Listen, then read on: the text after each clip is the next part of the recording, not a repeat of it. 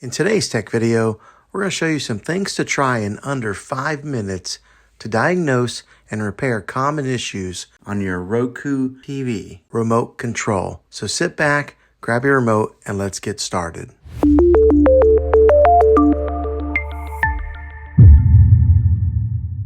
We are going to try a few different methods to try and solve your problem and get it back up and working again.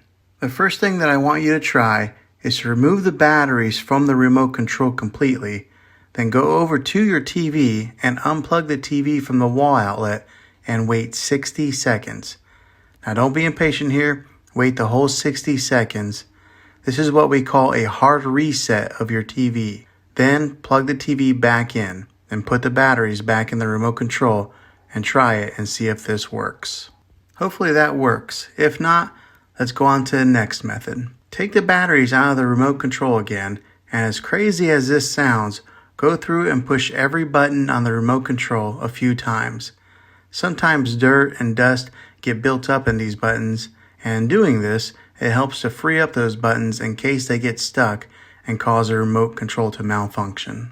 Hopefully this works. If not, then try replacing the batteries for a fresh set of new ones. Now you probably already tried this, but it's a good reminder to anyone who hasn't. If replacing the batteries doesn't work, then the last thing that you might have to do is to replace your remote control. I'll put links in the description down below of where you can get a new remote or maybe new batteries. Well, hopefully this video was helpful to you.